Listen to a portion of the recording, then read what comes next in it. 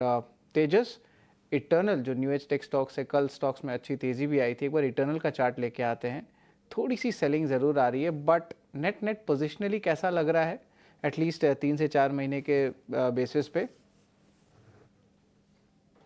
देखिए, इंटरनल की बात करें तो क्लियरली ये स्टॉक एक आउट परफॉर्मर रहा है और रिसेंटली स्टॉक ने एक नया ऑल टाइम हाई भी बनाया था 314 के करीबन। उसके बाद स्टॉक एक करेक्शन मोड में चला गया था, बट जो एक डेली चार्ट पे जो gap down gap up area था, वहां पे गैप फिल करके स्टॉक ने वापस स्ट्रेंथ दिखाई है पिछले 2-3 दिनों से। तो आज की जो मुनाफा वसूली हम देख रहे हैं, हल्की सी मुनाफा वसूली, उसमें खरीदारी करनी चाहिए। चार्ट स्ट्रक्चर काफी मजबूत है। इसमें आप ट्रेडिंग के लिहाज से 295 का स्टॉप लॉस लगा सकते हैं। ऊपर में लक्ष्य रहेगा 314 से 315 का पहला, और अगर ये लेवल सरपास होता है तो 330 तक के भी हम लक्ष्य देख सकते हैं इंटरनल में। सो बाय एंड डिप्स की रणनीति रखिए इंटरनल लिमिटेड में।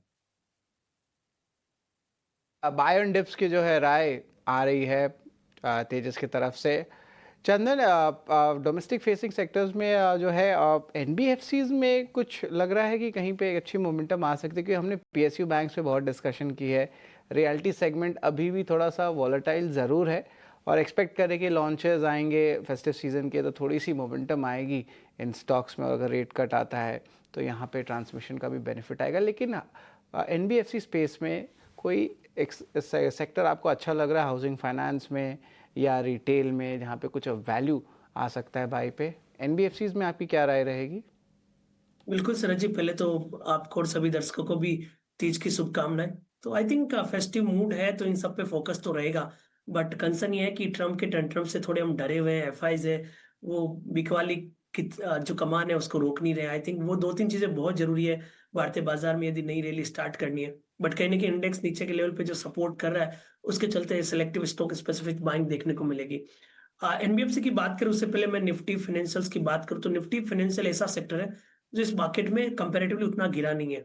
और हालांकि देखिए काउंटर काफी सेलेक्टिव है जहां पे मुंह बनना चाहिए, क्योंकि फॉलो थ्रू यहाँ पे ज्यादा देखने को नहीं मिल रहा है। कहीं ना कहीं अपकमिंग जो आरबीआई पॉलिसी है वो ये मेजर की ट्रिगर रहेगा। बट फिर भी यदि आप 2-4 नाम की तरफ फोकस करें तो एक तो मैं फोकस करूंगा एलआईसी हाउसिंग फाइनेंस। ऐसा लग रहा है कि 17-18 दिनों का करेक्टिव मूव यहाँ पे अब कंप्लीट होना चाहिए। लगभग 645 से लेके नीचे में 570 तक के डिक्लाइन देखने को मिले, और अब जिस हिसाब से 4 दिन से कंसोलिडेट हो रहा है लग रहा है कि early sign of the bottom out approach मिल रहा है। हालांकि ट्रेंड अभी भी प्रेशर में उतना फॉलोअप नहीं आ रहा है, बट 580 निकलता है तो एलआईसी हाउसिंग फाइनेंस बॉटम बनना चाहिए 605 610 तक के टारगेट के लिए। फाइनेंशियल्स के दिग्गज काउंटर की बात करें तो बजाज फाइनेंस थोड़ा सा नर्वस है। 10 दिनों से वहां पे मोमेंटम नहीं है। आई थिंक बजाज फाइनेंस में मोमेंटम आना जरूरी है, तभी निफ्टी एक नए मोमेंटम को क्लाइम करेगा। तो एनबीएफसी काफी सिलेक्टिव है, फाइनेंशियल काफी सिलेक्टिव है। शायद उसी चलते हम पीएसयू पे ज्यादा फोकस कर रहे हैं। बट आई थिंक नीचे के लेवल पे सपोर्ट विज बाइंग तो मोस्ट ऑफ द एनबीएफसी में बनना चाहिए। ऑलराइट चंदन जी, एलआईसी का स्टॉप लॉस क्या बताया आपने? बिल्कुल, देखिए एलआईसी हाउसिंग फाइनेंस की हम यदि बात करें तो इस काउंटर को हमें सपोर्ट रखना चाहिए लगभग 560 के आसपास। हालांकि ये कंडीशनल ट्रेड रहेगा, 580 के ऊपर निकलता है तब कन्विक्शन रहेगा। बट फिर भी यदि किसी को लॉन्ग पोजीशन लेना है तो 560 का सपोर्ट रहेगा, ऊपर में लगभग 599 तक के टारगेट के लिए। ओके।